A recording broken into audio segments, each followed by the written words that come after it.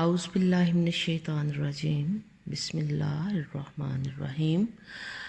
Muslim woman channel کے توسط سے جیسا کہ امہات المومنین کا سلسلہ شروع کیا گیا تھا، ابتدائی تعارف پہ مشتمل وہ سلسلہ تھا جو کہ مکمل ہو چکا۔ آج اس سلسلے کا ایک حصہ، ان کا ایک جامع خلاصہ جو ہے وہ آپ کے سامنے رکھا جائے گا۔ رسول اللہ صلی اللہ علیہ وآلہ وسلم کی 13 ازواج میں سے کچھ ازواج ایسی تھی جو قریشی تھی اور کچھ غیر قریشی تھی۔ ایک زوجہ محترمہ سیدہ صفیہ غیر عربی تھی۔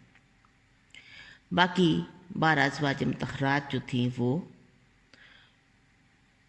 عربی ہی تھیں، جن میں قریشی ازواج مطہرات کے نام یہ ہیں: سیدہ خدیجہ، سیدہ عائشہ، سیدہ حفصہ، سیدہ ام حبیبہ، سیدہ ام سلمہ، سیدہ سودا۔ اب غیر قریشی ازواج مطہرات، ان کے نام یہ ہیں: سیدہ زینب، سیدہ میمونہ، سیدہ زینب، سیدہ جویریہ، سیدہ ماریہ، سیدہ ریحانہ۔ یہ 12 ازواج مطہرات جو تھیں عربی تھیں، اور غیر عربی زوجہ محترمہ ایک ہی تھی، سیدہ صفیہ۔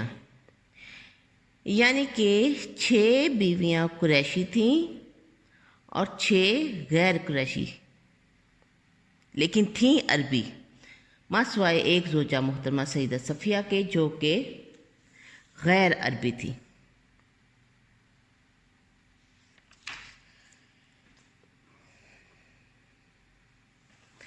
اب آپ کے سامنے وہ بات رکھتے ہیں جو کہ امہات المومنین کی سابق حیات کے بارے میں تھی، جب ابھی تک وہ رسول اللہ صلی اللہ علیہ وآلہ وسلم کے حوالے عقد میں نہیں آئی تھیں۔ سیدہ خدیجہ یہ سب سے پہلے نمبر والی امہات المومنین میں سے ہیں۔ ان کے سابق خاوند 2 تھے: ابو خالہ جن کی کہ وفات ہو گئی تھی، اور عتیق، ان سے طلاق ہو گئی تھی۔ نبی کریم علیہ الصلوۃ والسلام سے 15 قبل نبوت ان کا نکاح ہوا تھا، اور نکاح پڑھانے والے رسول اللہ صلی اللہ علیہ وآلہ وسلم کے چچا ابو طالب تھے، اور ان کا حق مہر 500 درہم ادا کیا گیا تھا۔ دوسرے نمبر پر سیدہ سودا رضی اللہ عنہا تھی۔ ان کے سابق خاوند کا نام سکران بن عمرو تھا، اور یہ وفات پا گئے تھے۔ ان کا عقد رسول اللہ صلی اللہ علیہ وآلہ وسلم سے 10 نبوی میں ہوا، اور ان کا نکاح سیدہ سودا کے والد زمعہ بن قیس نے پڑھایا تھا، اور ان کا حق مہر 400 درہم تھا۔ تیسرے نمبر پر جن سے نبی پاک صلی اللہ علیہ وآلہ وسلم نے نکاح کیا تھا وہ سیدہ عائشہ رضی اللہ عنہا تھی۔ یہ واحد زوجہ تھی جو کنواری تھی۔ 11 نبوی میں ان کا نکاح ہوا، اور ان کا نکاح آپ کے والد سیدنا ابو بکر صدیق رضی اللہ نے پڑھایا، اور یہ حق مہر 500 درہم کی حقدار ٹھہری تھی۔ سیدہ حفصہ، ان کے سابقہ خاوند کا نام حنیس بن حذافہ تھا، یہ وفات پا گئے تھے۔ 3 ہجری میں نبی پاک صلی اللہ علیہ وآلہ وسلم سے ان کا نکاح ہوا، یعنی کہ پہلے نبوی چل رہا تھا، لیکن جب نبی پاک صلی اللہ علیہ وسلم مدینہ پاک ہجرت کر گئے تب سن ہجری کا اجرا ہو گیا تھا، اور ان کا نکاح 3 ہجری میں ہوا۔ سیدہ حفصہ کے والد سیدنا عمر بن خطاب نے یہ نکاح پڑھایا اور ان کا حق مہر بھی 500 درہم مقرر ہوا۔ سیدہ زینب بنت خزیمہ، آپ کے پہلے خاوند طفیل تھے جن سے انہیں طلاق ہو گئی، اور دوسرے عبداللہ بن جہش تھے، یہ ایک شہید تھے۔ 3 ہجری میں انہوں نے رسول اللہ صلی اللہ علیہ وآلہ وسلم سے نکاح کیا۔ سیدہ زینب کے چچا قبیصہ بن عمرو خلالی نے 500 درہم حق مہر مقرر کرتے ہوئے یہ نکاح پڑھایا۔ 6 نمبر پر سیدہ ام سلمہ رضی اللہ عنہا، ان کے سابق خاوند کا نام عبداللہ ابو سلمہ تھا اور یہ وفات پا گئے تھے۔ 4 ہجری میں ان کا عقد رسول اللہ صلی اللہ علیہ وآلہ وسلم سے ہوا۔ کچھ کا کہنا ہے کہ یہ عقد سیدہ ام سلمہ کا بیٹا سلمہ یا عمر انہوں نے پڑھایا، اور کچھ کے بقول سیدہ عمر رضی اللہ تعالیٰ نے پڑھایا، اور ان کا حق مہر بھی 500 درہم مقرر ہوا۔ سیدہ جویریہ 7ویں نمبر پر، ان کے خاوند مصعفہ بن صفوان کافر تھے اور ایک جنگ میں مارے گئے۔ 5 یا 6 ہجری میں 400 درہم کے عوض ان کا نکاح رسول اللہ صلی اللہ علیہ وآلہ وسلم سے ہوا۔ سیدہ زینب بنت جہش، آپ کے سابقہ خاوند کا نام زید بن حارثہ رضی اللہ عنہ تھا۔ انہوں نے طلاق دے دی۔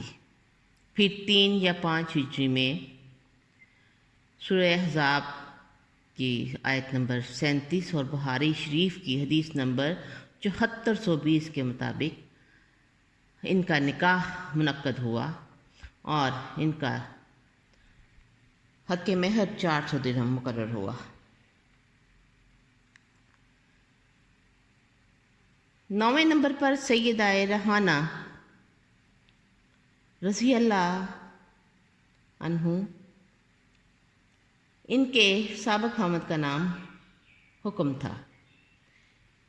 آپ جب ایک جنگ میں قید ہو کے آئیں تو قید کی وجہ سے خاوند کے ساتھ ان کا تعلق جو تھا وہ چھوٹ گیا۔ پھر 5 ہجری میں رسول اللہ صلی اللہ علیہ وآلہ وسلم نے ان سے عقد کر لیا۔ یہ قیدی تھی، ان کو آزاد کیا اور پھر ان سے عقد کر لیا، اور ان کا درہم 500 حق مہر تھا۔ سیدہ ام حبیبہ، سابق خاوند کا نام عبید اللہ بن جہش تھا، یہ نبی پاک صلی اللہ علیہ وسلم کی 10ویں زوجہ تھی۔ آپ کے خاوند عبید اللہ بن جہش کا انتقال حبشہ میں ہو گیا تھا۔ جب ان کا نکاح رسول اللہ صلی اللہ علیہ وآلہ وسلم سے ہوا تب 7 ہجری تھی۔ حبشہ کے بادشاہ نجاشی نے یہ نکاح منعقد کروایا، اور آپ کی طرف سے وکیل خالد بن سعید بن عاص ہوئے، اور ان کا درہم دینار، ان کا دیناروں میں تھا، ان کا حق مہر 400 دینار تھا ان کا حق مہر، اور یہ سب امہات المومنین سے زیادہ تھا۔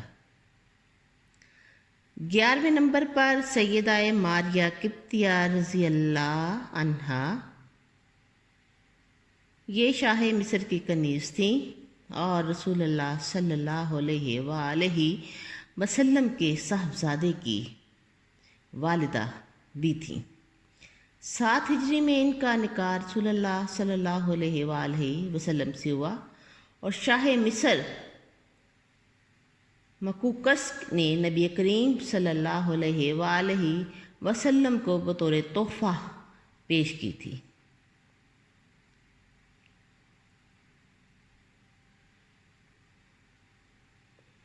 12ویں نمبر پر سیدہ صفیہ رضی اللہ عنہا آتی ہیں۔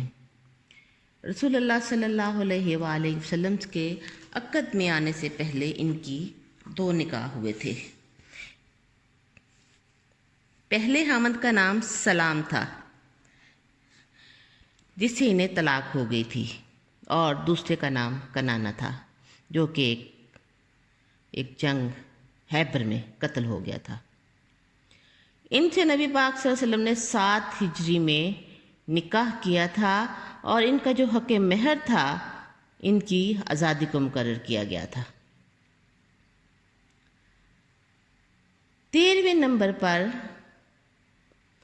سیدہ میمونہ آپ کی زوجہ بنی۔ ان کے بھی پہلے 2 نکاح ہو چکے تھے۔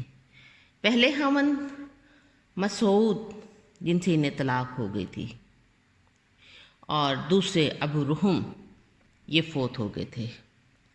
7 ہجری میں رسول اللہ صلی اللہ علیہ وآلہ وسلم کے حوالہ عقد میں آئیں، اور سیدنا عباس بن عبد المطلب نے ان کا نکاح پڑھایا،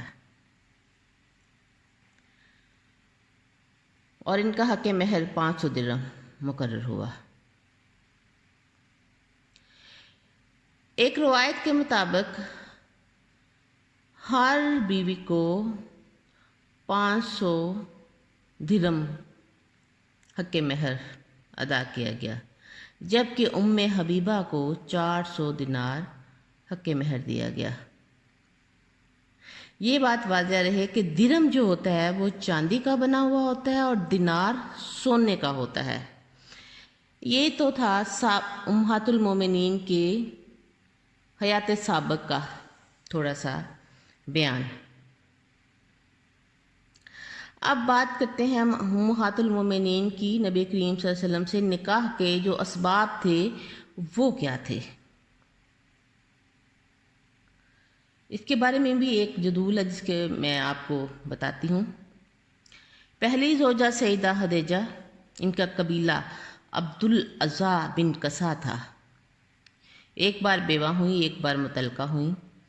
نکاح کے وقت عمر مبارک 40 سال تھی، اور نبی پاک صلی اللہ علیہ وآلہ وسلم کی عمر 25 سال تھی، اور ان کا ساتھ نبی کریم علیہ السلام سے 25 سال رہا۔ سیدہ خدیجہ رضی اللہ عنہا نے خود نبی کریم صلی اللہ علیہ وآلہ وسلم کو قبل از نبوت شادی کا پیغام بھیجا تھا، تو آپ صلی اللہ علیہ وسلم نے ان کے بلند کو قبول کر لیا تھا۔ دوسرے نمبر پر سیدہ سودا آتی ہیں۔ ان کا قبیلہ عامر بن لوئی تھا۔ یہ بیوہ تھی، ان کی عمر 50 سال تھی، اور نبی پاک صلی اللہ علیہ وسلم کی عمر بھی 50 سال تھی۔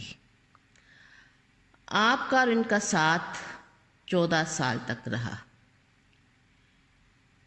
سبب حکمت نکاح یہ تھی کہ یہ مہاجرین حبشہ میں سے تھیں، عمر رسیدہ تھی اور بیوہ ہو گئی، جبکہ باقی کے خاندان کے لوگ ابھی مسلمان ہی نہیں ہوئے تھے۔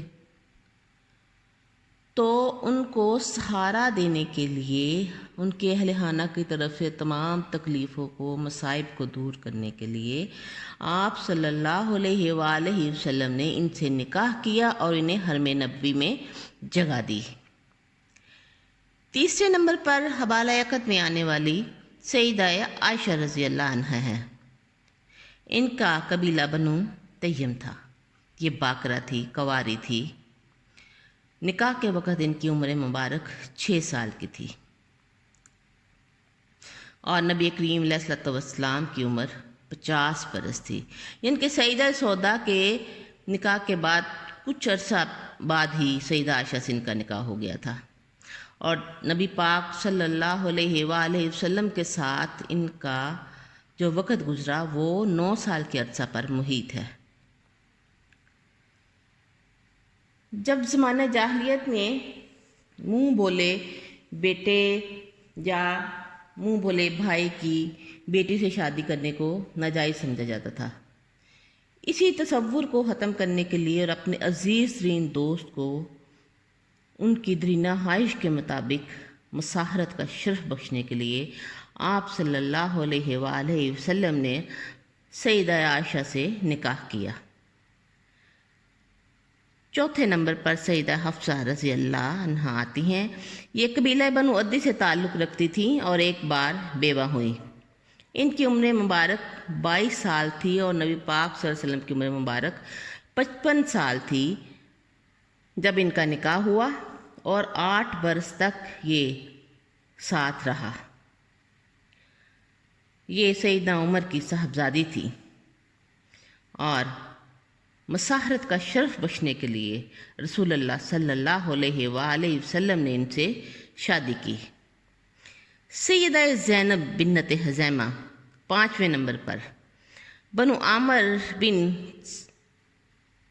ساسا ان کا یہ قبیلہ تھا۔ یہ 1 یا 2 بار بیوہ ہوئیں اور جب ان کی شادی نبی کریم علیہ الصلوۃ والسلام سے ہوئی تو ان کی عمر مبارک 30 سال تھی اور نبی کریم علیہ الصلوۃ والسلام کی عمر مبارک 56 سال تھی۔ ان کا تقریباً ساتھ جو تھا رسول اللہ صلی اللہ علیہ وسلم کے ساتھ 3 مہینے تک رہا۔ حکمت نکاح یہ تھی کہ بدری شہید کی بیوہ تھی۔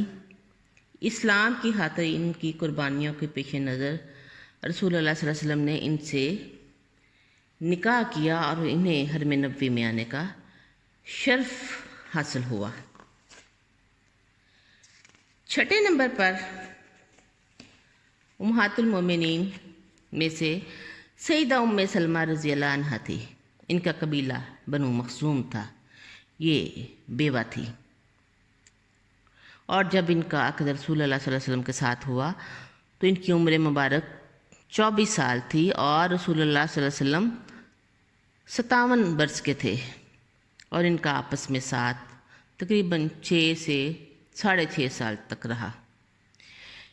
ان کے ساتھ 2 وجہ تھی نکاح کی، یہ تھی کہ یہ ایک شہید کی بیوہ اور 4 یتیم بچے ان کے پاس تھے۔ بچوں کی کفالت کے پیش نظر ان کی ڈھارس بندی کی گئی اور ان سے نکاح فرمایا گیا اور بچوں کی کفالت کی ذمہ داری بھی لی گئی۔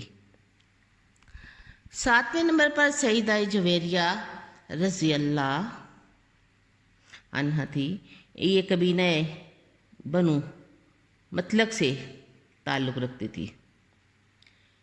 یہ ایک بیوہ خاتون تھی اور جب رسول اللہ صلی اللہ علیہ وآلہ وسلم سے ان کی شادی ہوئی تو ان کی عمر مبارک جو تھی وہ 20 سال کی تھی اور نبی کریم علیہ الصلوۃ والسلام 58 برس کے تھے۔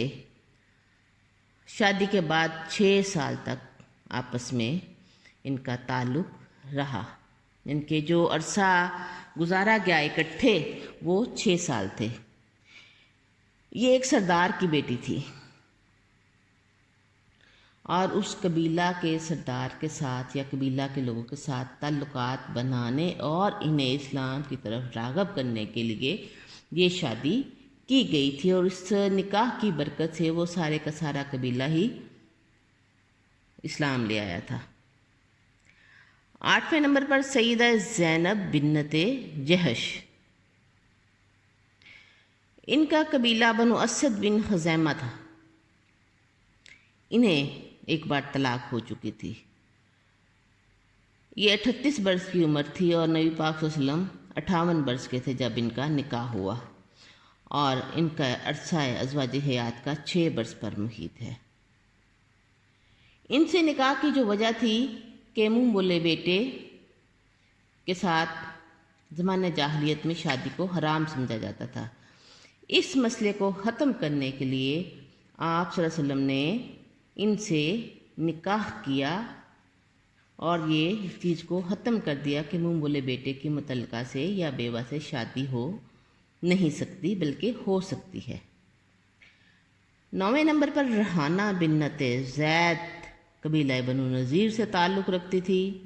یہ قیدی بن کر آئیں اور 4 برس تک آپ کا ساتھ رسول اللہ صلی اللہ علیہ وآلہ وسلم کے ساتھ ان کا رہا، اور یہ یہودی قبیلوں کے اسلام کے قریب آنے اور ان سے روابط کی راہ ہموار کرنے کے لیے شادی کی گئی تھی۔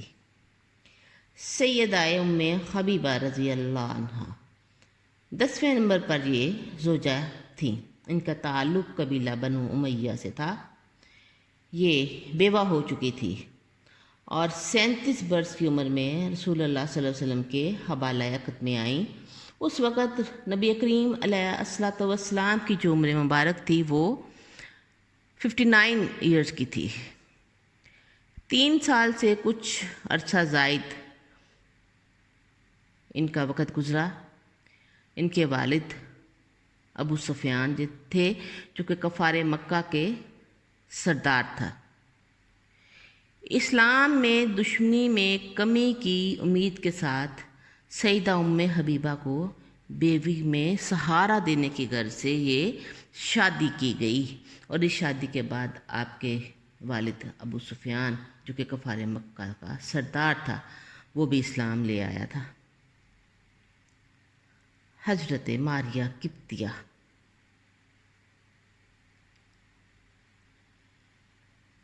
آپ قبطی تھی، مصری تھی، نہایت ہی پاکیزہ اور خوبصورت خاتون تھی، کنیز تھیں۔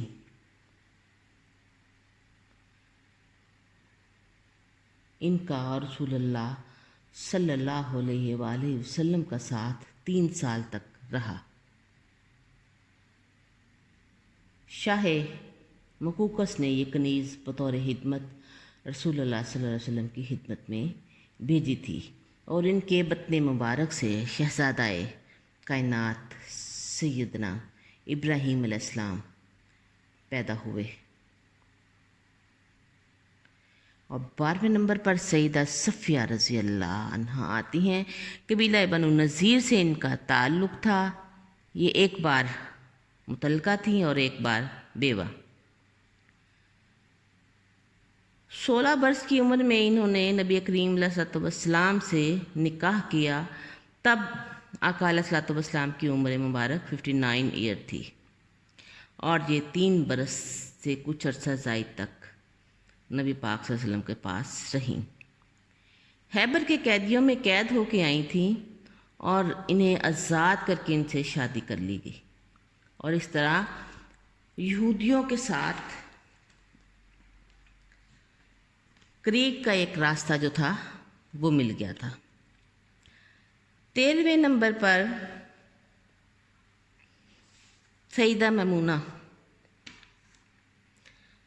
یہ قبیلہ بنو قیس بن اعلان سے تعلق رکھتی تھی، ایک بار مطلقہ اور ایک بار بیوہ۔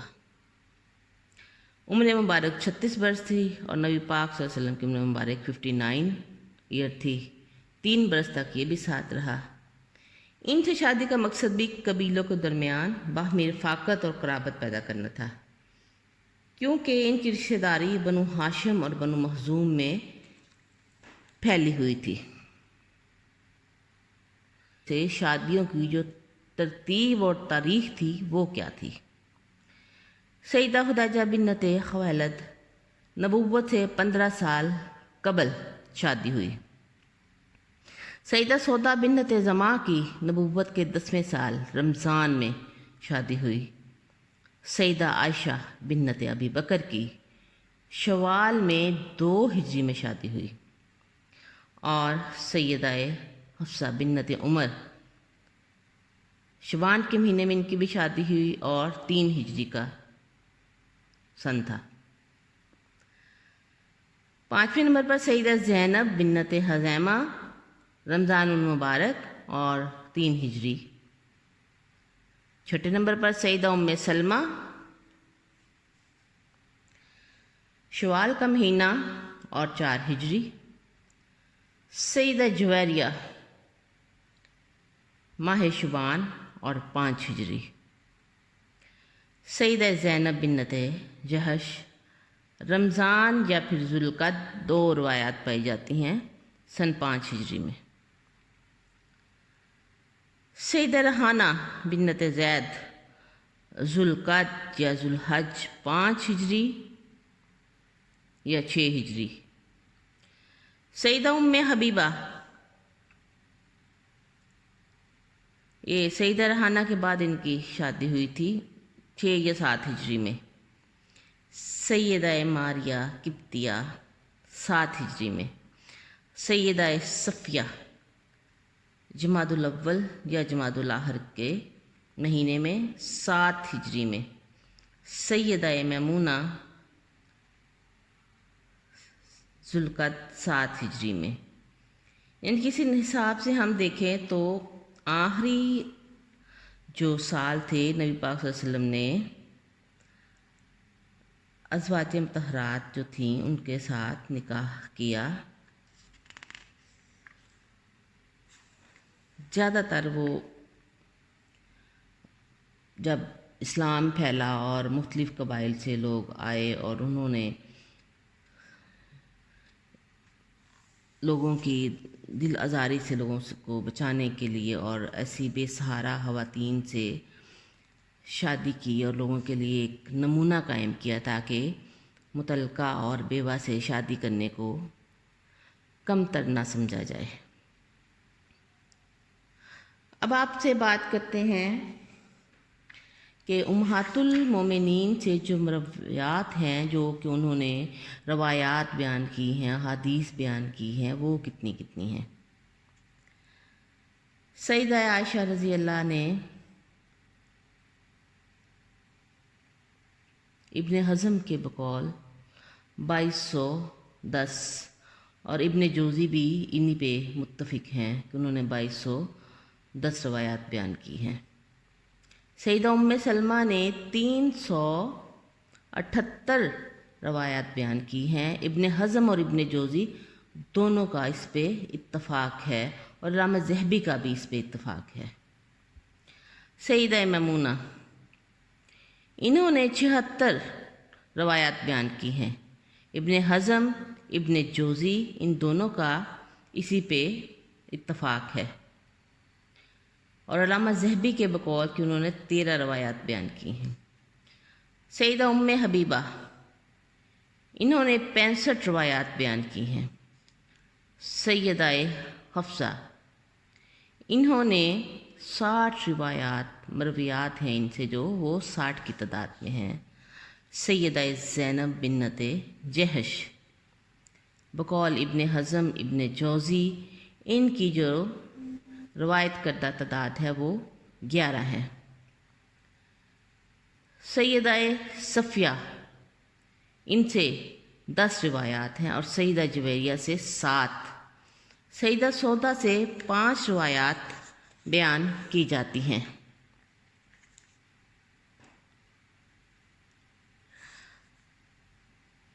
اب آپ کو بتاتے ہیں کہ وہ شخصیات جن کے امہات المومنین کے شاگردوں کی جو تعداد ہے وہ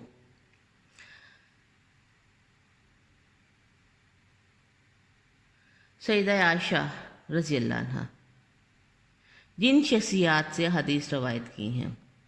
نمبر 1، نبی کریم صلی اللہ علیہ وآلہ وسلم، ابو بکر رضی اللہ تعالی، عمر بن خطاب، سعد بن ابی وقاص، حمزہ بن عمرو اسلمہ، فاطمہ الزہرا رضی اللہ عنہا، جدامہ بنت وہب اسدیہ۔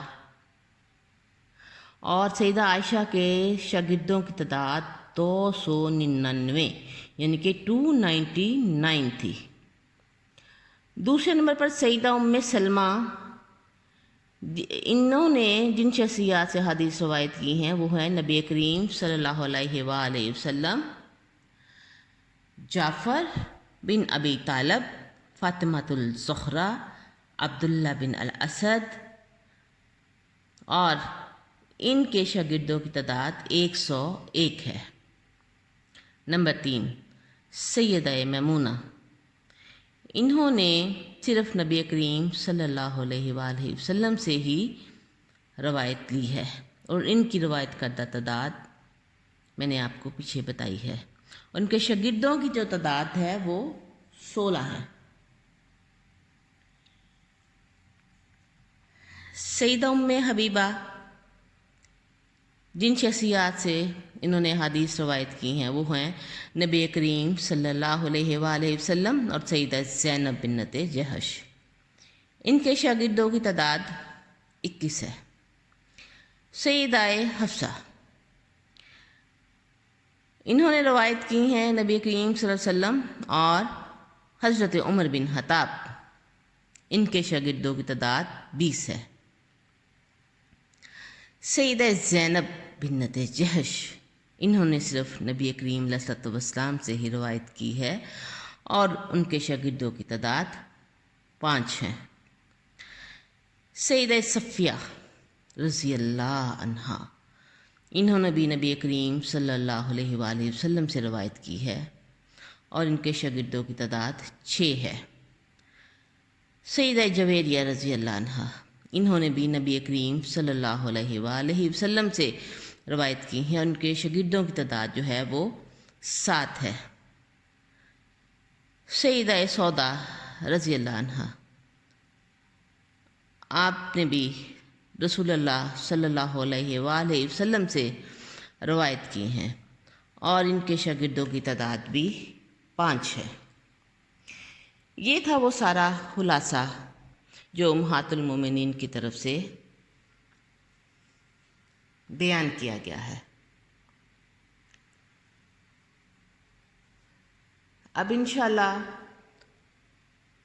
अगला जो हिस्सा होगा वो उम्महातुल मोमिनीन की उन ख्वाबों के मुतल्लिक होगा जो कि रसूलुल्लाह सल्लल्लाहु अलैहि वसल्लम के हवाले अक़द में आने से पहले उन उम्मुल मोमिनीन ने जो ख्वाब देखे थे उनके साथ उसका तज़किरा किया जाएगा। अब तज़किरा करते हैं हम लोग उन ख्वाबों का जो कि अल्लाह की तरफ से उम्महातुल मोमिनीन और नबी करीम सल्लल्लाहु अलैहि वसल्लम को दिखाए गए थे और उनमें ये बशारतें सुनाई गई थी कि आपका निकाह इनसे होगा। सबसे पहले सईदा खदीजा का तज़किरा करते हैं कि उन्होंने ख्वाब देखा था कि मक्का के आसमान से आफ़ताब उनके घर के आंगन में उतरकर ठहर गया है और उनका सर पसीने से शराबूर हो गया है। तो अपना वो ये ख्वाब लेकर अपने चचा वर्का बिन नौफल के पास गई तो उन्होंने कहा कि बिलाशुबा ये मोहम्मद रसूलुल्लाह सल्लल्लाहु अलैहि वसल्लम के बारे में है। और उन्होंने कहा कि तू कितनी खुशनसीब है, अगर अल्लाह ने तेरे ख्वाब को सच कर दिया तो तेरे घर में नूर नबुव्वत ज़रूर दाखिल होगा। और इसी मौका पर उन्होंने एक यहूदी की बात भी याद आ गई जिसने मक्का के एक मेले के अंदर कुरैश की ख़वातीन से कहा था, ए ख़वातीन कुरैश, अनकरीब एक नबी आ रहा है, तुम में से कौन ऐसी खुशनसीब है जो उसकी रफ़ीका हयात बनेगी, जिसके लिए मुमकिन हुआ उसे ये सआदत हासिल कर लेनी चाहिए। तमाम पादरी और नजूमी उनके अनकरीब ज़ाहिर होने की बिशारतें दे चुके थे। वो नबी पाक सल्लल्लाहु अलैहि वसल्लम की आमद के मुंतज़िर भी थे। यहाँ तक कि हज़रत खदीजा का चचाज़ाद बेटा वर्का बिन नौफल, जो कि एक बहुत बड़ा आलम भी था और दीगर ज़बानों से वाक़िफ़ भी था, उन्होंने खुद सईदा खदीजा से कहा कि मोहम्मद बिन अब्दुल्लाह इस उम्मत का नबी है।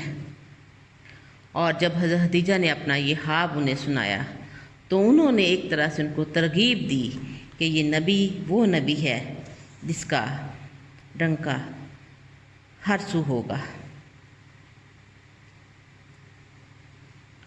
इसलिए सईदा खदीजा ने आप तक निकाह का पैगाम अपनी सहेली नफीसा के ज़रिए भेजा और ये ख्वाब फिर जो था ये सच साबित हो गया।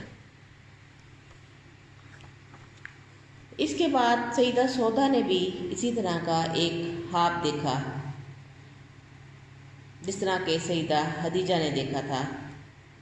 بلکہ اللہ تعالیٰ نے ان کو 2 خوابوں کے ذریعے بشارت دی تھی کہ تمہاری جگہ حرم نبوی میں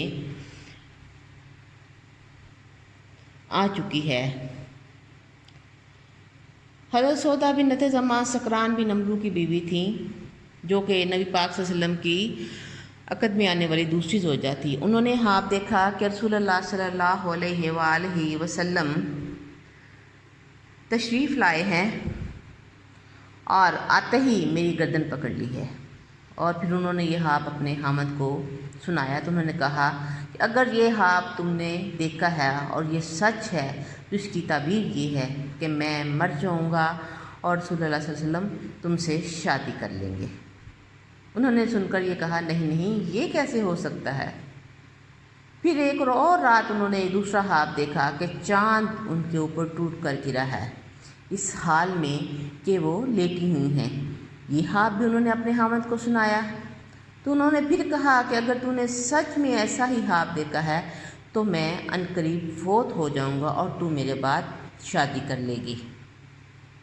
اس کے بعد سکران رضی اللہ عنہ کی طبیعت ناساز رہنے لگی اور تھوڑے عرصے بعد وہ فوت ہو گئے، اور رسول اللہ صلی اللہ علیہ وسلم نے حضرت سودا سے شادی کر لی، اور اس طرح ان کا یہ خواب جو تھا وہ شرمندہ تعبیر ہوا۔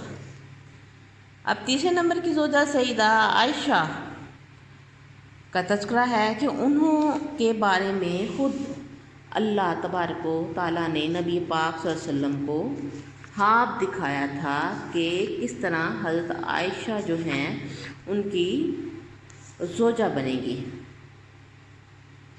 ام المومنین سیدہ عائشہ صدیقہ کہتی ہیں کہ رسول اللہ صلی اللہ علیہ وسلم نے خود فرمایا کہ میں نے تجھے شادی سے پہلے خواب میں 2 دفعہ دیکھا۔ میں نے فرشتے کو دیکھا، وہ ریشم کے کپڑے میں لپٹی ہوئی تیری تصویر اٹھائے ہوئے ہے۔ میں نے فرشتے سے کہا ذرا کپڑے کا پردہ تو ہٹاؤ، تو جب اس نے پردہ ہٹایا تو وہ میں تھی۔ میں نے کہا کہ یہ اللہ کی طرف سے ہے تو اس کا حکم نافذ ہو کر رہے گا۔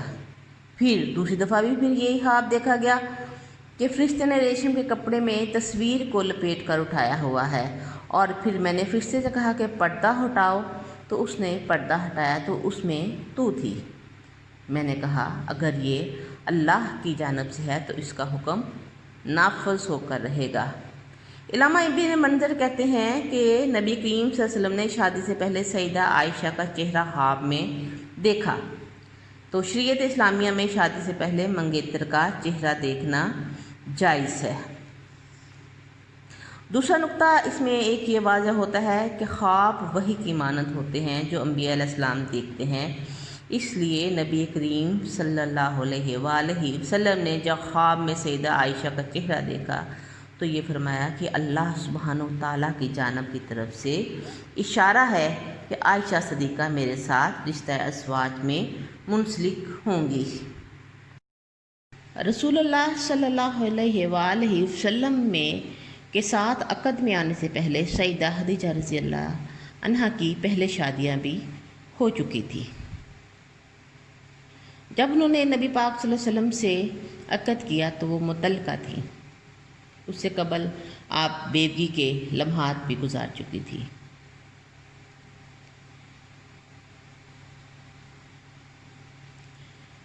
نبی پاک صلی اللہ علیہ وآلہ وسلم سے بھی اولاد تھی اور پہلے حامدوں میں سے بھی اولاد تھی۔ ابو حالہ سے ان کے 3 بیٹے ہند، طاہر اور حالہ پیدا ہوئے تھے۔ ابو حالہ کی وفات کے بعد سیدہ طاہرہ بنت خویلد نے عتیق بن عائس کے ساتھ شادی کی، جس سے ایک بیٹی پیدا ہوئی اور اس کا نام ہند بنت عتیق تھا، لیکن نباہ نہ ہو سکا جس کی وجہ سے علیحدگی ہو گئی۔ پھر تیسری شادی سیدہ خدیجہ نے رسول اللہ صلی اللہ علیہ وآلہ وسلم سے کی، اور یہ شادی نبوت سے 15 سال پہلے ہوئی۔ رسول اللہ صلی اللہ علیہ وآلہ وسلم کی زوجیت میں آنے کے بعد سیدہ خدیجہ کے 2 بیٹے قاسم اور عبداللہ رضی اللہ عنہ اور 4 بیٹیاں زینب، ام کلثوم، رقیہ اور فاطمہ رضی اللہ عنہما پیدا ہوئیں۔ دونوں بیٹے تو بچپن میں ہی انتقال کر گئے تھے، البتہ چاروں بیٹیاں جوان ہوئیں، ان کی شادیاں ہوئیں اور اسلام قبول کر کے اطاعت و ایمان کا بے مثال نمونہ بنی۔ سیدہ خدیجہ کی پاک دامنی اور پاکیزہ صفات سے مزین زندگی کے زمانہ جاہلیت میں بھی لوگ آپ کو طاہرہ کے لقب سے پکارتے تھے۔ آپ کی کنیت ام ہند تھی۔ ہند آپ کے بیٹے کا نام تھا جو ابو حالہ سے شادی کے بعد پیدا ہوا۔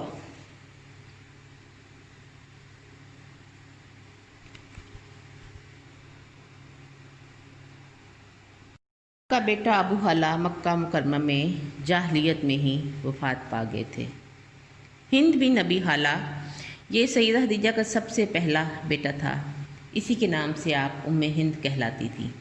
اس بیٹے نے اسلام قبول بھی کیا اور نبی کریم صلی اللہ علیہ وآلہ وسلم کا بھرپور ساتھ دیا اور جنگ احد میں بہادری کے جوہر دکھائے، اور جنگ جمل میں سیدنا علی کے ساتھیوں میں شامل تھے اور اسی جنگ میں ان کی شہادت ہوئی۔ بعض مورخین کا کہنا ہے کہ ان کی وفات بصرہ میں طاعون کے مرض سے ہوئی۔ سیدنا ہند رضی اللہ عنہ کہا کرتے تھے کہ میں باپ، ماں، بھائی اور بہنوں کے لحاظ سے سب لوگوں سے زیادہ عزت والا ہوں، کیونکہ میرے والد رسول اللہ صلی اللہ علیہ وآلہ وسلم، والدہ خدیجہ رضی اللہ عنہا، بھائی قاسم اور بہن فاطمہ ہیں۔ آپ رضی اللہ رسول اللہ صلی اللہ علیہ وسلم کے ربیب تھے۔ آپ صلی اللہ علیہ وسلم کی پرورش نبی کریم صلی اللہ علیہ وآلہ وسلم کے گھر میں ہوئی۔ طاہر بن ابی حالہ، انہیں نبی کریم صلی اللہ علیہ وسلم نے یمن کے کچھ حصے کا حکمران بنایا تھا۔ نبی کریم صلی اللہ علیہ وآلہ وسلم کی وفات تک وہ اسی منصب پر رہے۔ حالہ بن ابی حالہ سیدہ خدیجہ کا یہ بیٹا بھی مسلمان ہوا اور نبی پاک صلی اللہ علیہ وسلم کے ہاں پرورش پاتا رہا۔ ابو حالہ کی وفات کے بعد سیدہ طاہرہ خدیجہ بنت خویلد کے ساتھ عتیق بن عائض نے شادی کی اور جس سے ان کی ایک بیٹی ہند پیدا ہوئی۔ آپ کی یہ بیٹی مسلمان ہوئی۔ ان کی شادی اس کے چچا زاد صفی بن امیہ سے ہوئی، جس کا ایک بیٹا ہوا جس کا نام محمد رکھا گیا۔ صفی بن امیہ غزوہ بدر میں کفار کی طرف سے مسلمانوں کے مقابل آیا اور قیدی بنا۔ اس کے بیٹے محمد کو اس کی نانی سیدہ خدیجہ طاہرہ کی نسبت سے ابن الطاہرہ یعنی کہ طاہرہ کا بیٹا کہا جاتا تھا۔ سیدہ خدیجہ کے اس نواسے محمد بن صفی کو علامہ ابن اسیر نے اسد الغابہ میں صحابہ کی فہرست میں بیان کیا ہے، یعنی کہ حضرت خدیجہ کے پہلے خاوند کے جو اولاد تھی ان میں سے جو نواسہ ہوا وہ صحابہ کی فہرست میں شامل ہوا ہے، تاہم بعض علماء کے نزدیک ان کا مسلمان ہونا محل نظر ہے۔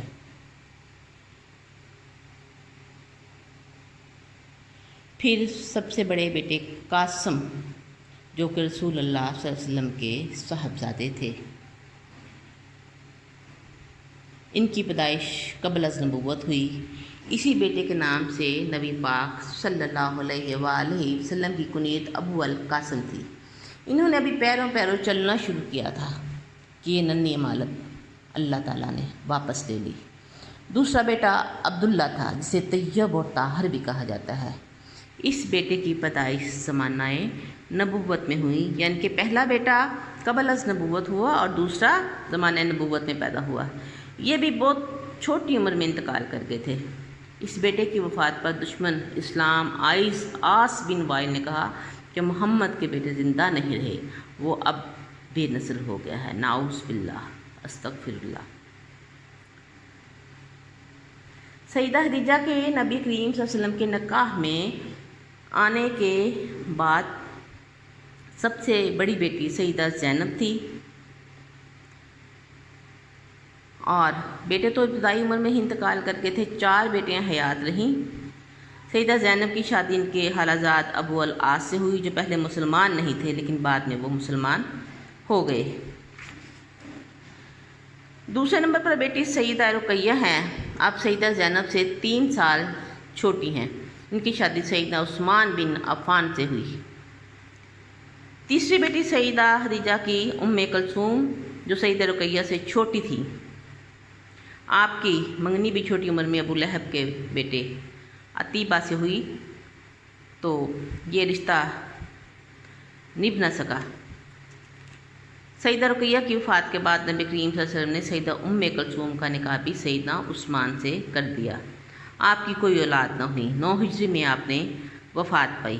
فاطمہ بنت محمد صلی اللہ علیہ وآلہ وسلم یہ سیدہ خدیجہ کی سب سے چھوٹی بیٹی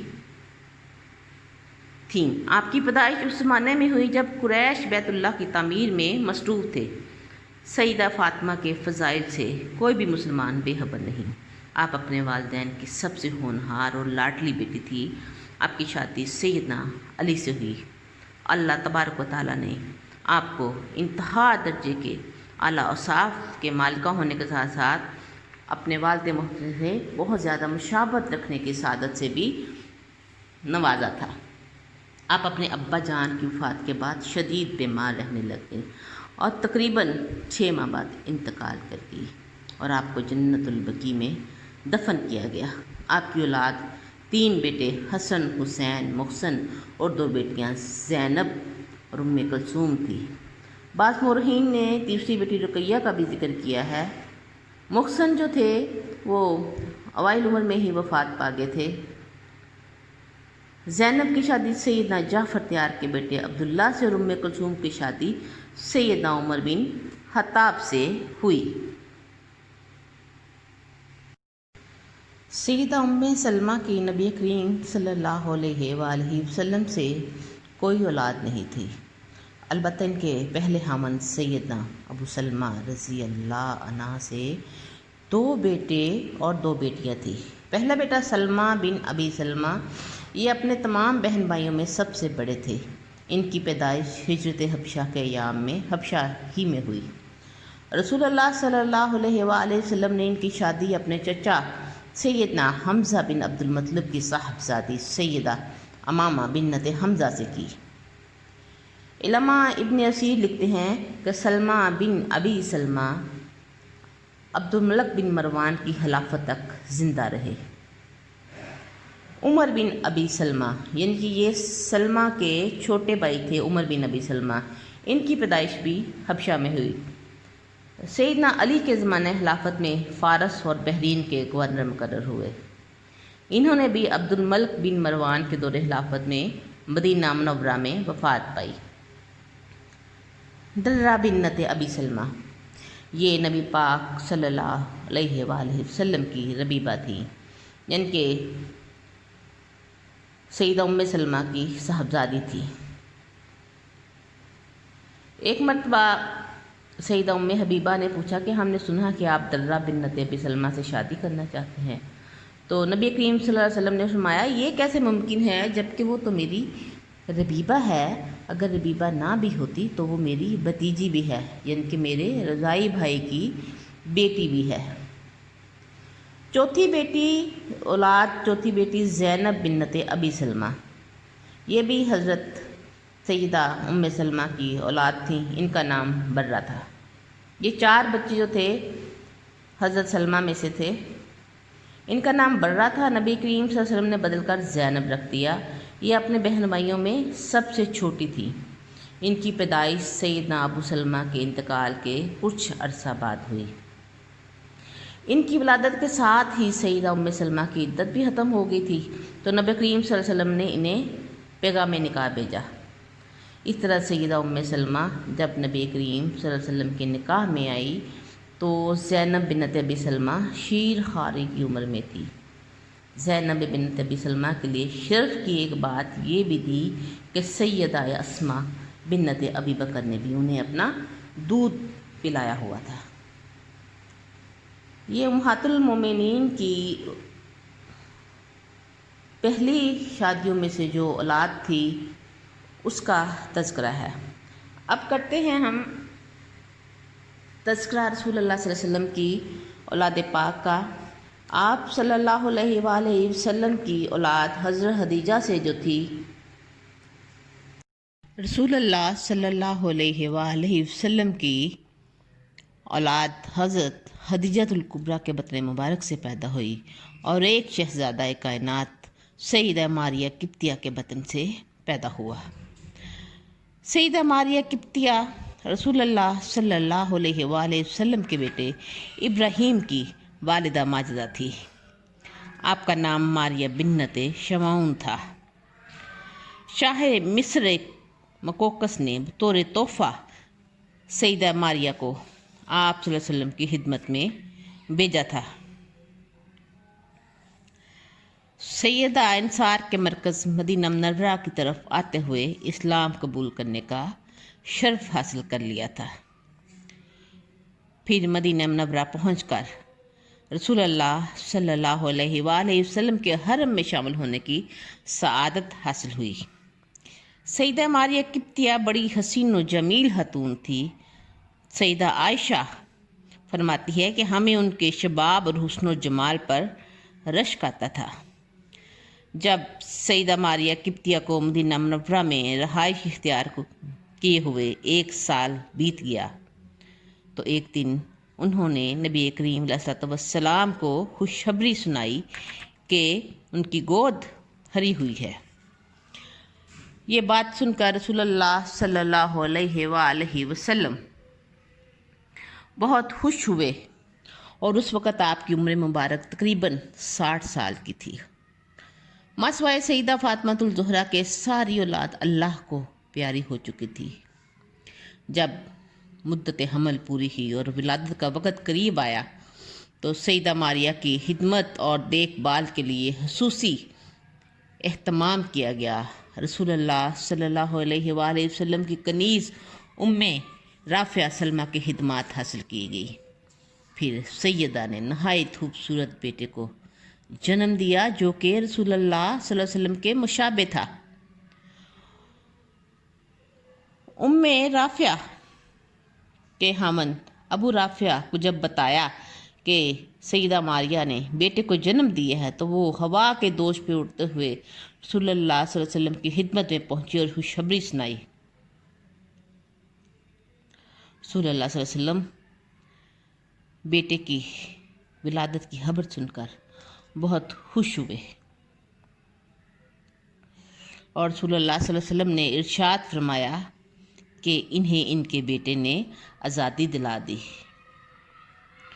سیدنا عبداللہ بن عباس بیان کرتے ہیں کہ نبی کریم صلی اللہ علیہ وسلم نے فرمایا ہے، جو عورت اپنے آقا کے بچے کو جنم دے جب وہ آقا فوت ہو جائے تو عورت آزاد ہے۔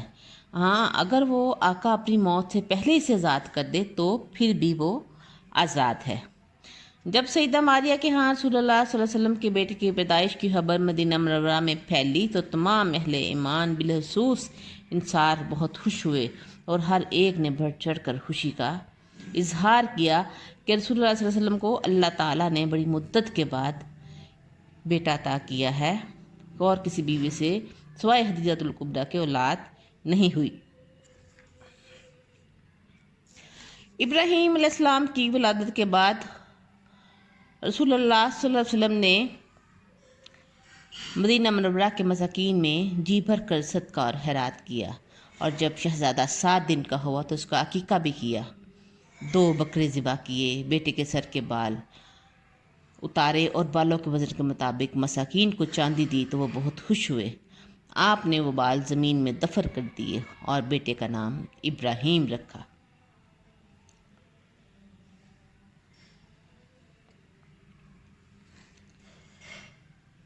سیدنا ابراہیم رضی اللہ عنہ کی لالت ہوئی، ولادت جب ہو گئی تو اس کے بعد وہ بیمار ہو گئے، اور رسول اللہ صلی اللہ علیہ وسلم سیدہ ماریہ قبطیہ کا بھی بہت خیال رکھتے تھے، ان کی قوم کو بھی اہمیت دینے لگے۔ ابھی ابراہیم رضی اللہ عنہ 1.5 سال کے بھی نہ ہوئے تھے کہ بیمار ہو گئے، اور سیدہ ماریہ قبطیہ اپنے لاڈلے بیٹے کی وجہ سے بہت پریشان ہو گئی، لیکن دن بدن ان کی حالت بگڑتی جا رہی تھی، اور ایک ماں جو تھی وہ غم سے نڈال تھی اور کچھ سمجھ نہیں پا رہی تھی کہ اپنے اکلوتے بیٹے کا کیا علاج کرے۔ ایک دن ننھے شہزادے ابراہیم کی بیماری شدت اختیار کر گئی۔ اسے دودھ پلانے والی آیا کے خاوند برہ بن اوس بوجھل افسردہ قدم اٹھاتے ہوئے مسجد نبوی کی طرف گئے۔ آنکھیں پرنم تھی۔ وہ سوچ رہے تھے کہ یہ غمناک خبر رسول اللہ صلی اللہ علیہ وسلم کو کیسے سنائی جائے، لیکن یہ ایک ایسی خبر تھی، اس کا دل چاہتا تھا کہ اس کی جان لے لی جائے، لیکن ننھے پیارے راج دلارے ابراہیم کو کچھ نہ ہو۔ وہ مسجد نبوی میں داخل ہوئے۔ انہوں نے حبیب کبریا سیدنا محمد مصطفیٰ صلی اللہ علیہ وآلہ وسلم کو دیکھا کہ آپ مسجد کے محراب میں تشریف فرما ہیں اور آپ کے پاس سیدنا عبد الرحمن بن عوف بیٹھے ہوئے ہیں۔ برا بن اوس کا دل دھڑک رہا تھا، آنکھوں میں آنسو جاری تھے، جسم کانپ رہا تھا اور سانس سکھڑا ہوا تھا۔ قریب تھا کہ شدت غم سے گر جاتے۔ انہوں نے دل پہ ہاتھ رکھتے ہوئے کہا، اے اللہ کے رسول، ننھے ابراہیم پر نزا کا عالم طاری ہے۔ پھر ان کے صبر کے بندھن ٹوٹ گئے، آنکھیں آنسو بہانے لگی۔ یہ خبر سن کر شدت غم کے آپ نڈھال ہو گئے۔ سیدنا عبد الرحمن بن عوف کا سہارا لے کر اٹھے اور ماریہ قبطیہ کے گھر تشریف لے گئے۔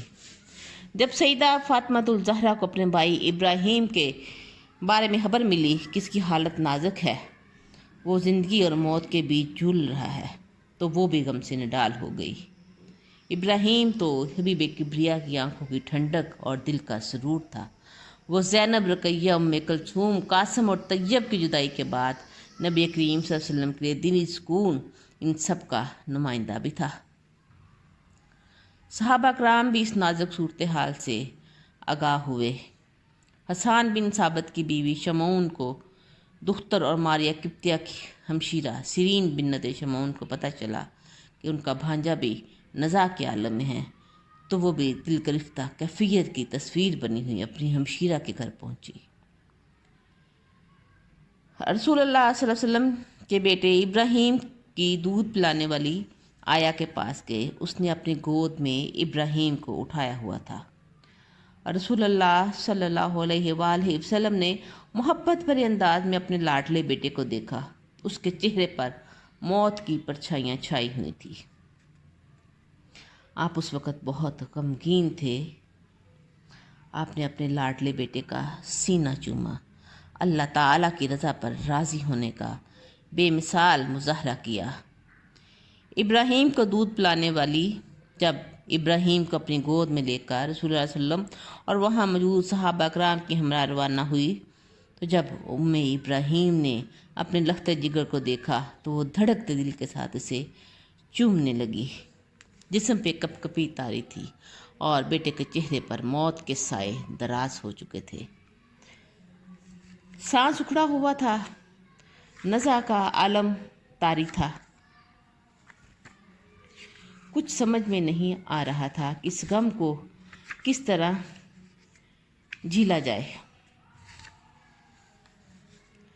اس کی حالت کو دیکھ کر رسول اللہ صلی اللہ علیہ وسلم نے بیٹے کو اپنی گود میں لے لیا۔ جو مقدر میں لکھا ہو وہ ہو کر رہتا ہے۔ بیٹے کی روح کف سے انصری سے پرواز کر گئی اور سیدہ ماریہ قبطیہ کا لخت جگر ابراہیم 18 ماہ کی عمر میں بروز منگل 10 ربیع الاول 10 ہجری کو اس دار فانی سے کوچ کر گیا۔ وہ اللہ کو پیارا ہو گیا۔ ابراہیم کا جنازہ بنو مازن بن نجار کے محلے میں ہوتا ہوا چھوٹی سی چارپائی پر جنت البقیع کی طرف روانہ ہوا۔ رسول اللہ صلی اللہ علیہ وسلم سیدنا ابوبکر صدیق اور سیدنا عمر بن خطاب درمیان چل رہے تھے۔ جنازے میں شریک تمام لوگوں کی آنکھوں سے آنسو جارے تھے۔ آپ صلی اللہ علیہ وسلم نے یکے بعد دیگرے آنے والے صدمات کو صبر و تحمل سے برداشت کیا اور اپنی زبان مبارک سے گلے شکوے کا اظہار تک نہ کیا۔ آخر اپنے لاڈلے بیٹے کا پاکیزہ جسم حاکی جنت البقیع میں پہنچا گیا۔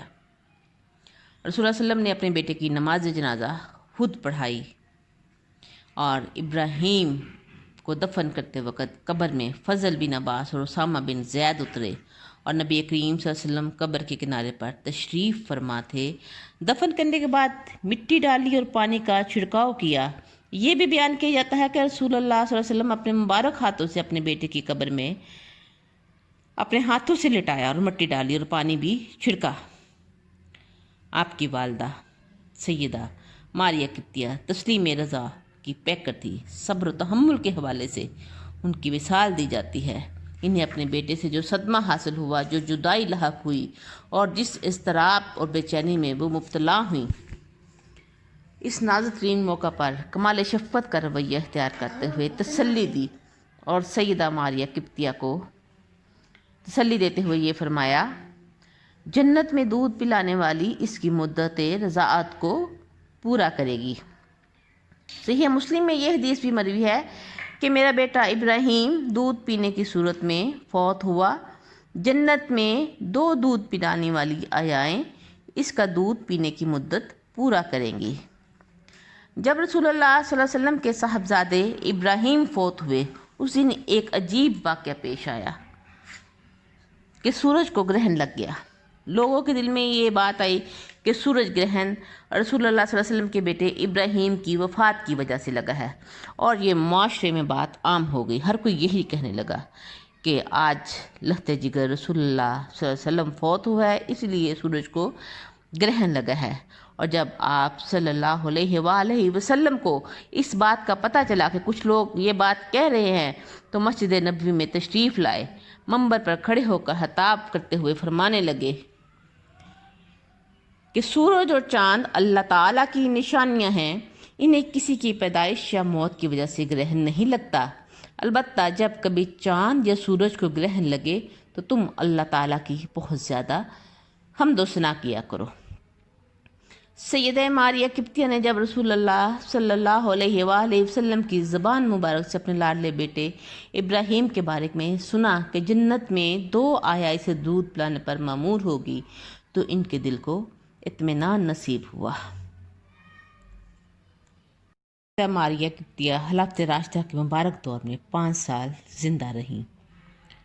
ماہ محرم 16 ہجری میں سیدہ ماریہ قبطیہ نے بیماری محسوس کی اور انہیں محسوس ہوا کہ اب دنیا سے کوچ کرنے کا وقت آ رہا ہے۔ چنانچہ وہ 16 ہجری کو مدینہ منورہ میں اللہ کو پیاری ہو گئی۔ جنت البقیع میں لوگ بڑی تعداد میں جمع ہو گئے اور سیدنا عمر بن خطاب نے نماز جنازہ پڑھائی اور انہیں ان کے لاڈلے بیٹے ابراہیم کی قبر کے ساتھ دفن کیا گیا۔ اللہم انا نسألک عملا صالحا یقربنا الیک، اللہم انا نسألک ان تلہمنا الصواب وتجعل لنا من امرنا رشدا، والحمد للہ رب العالمین۔ وصلی اللہ تعالی خیر خلقہ سیدنا محمد وآلہ وصحبہ وبارک وسلم علیہ۔